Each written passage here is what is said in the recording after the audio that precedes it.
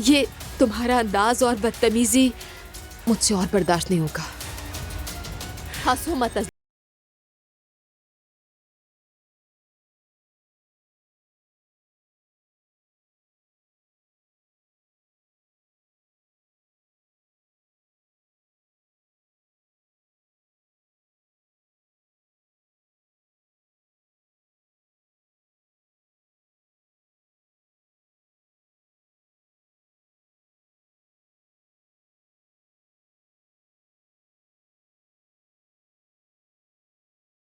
जबरदस्त प्लान है। हाय, मैं तो अभी से बहुत पुरजोश हूँ। मैं अजलान को उसी के अपने मैदान में लाकर मुकाबला करूंगा।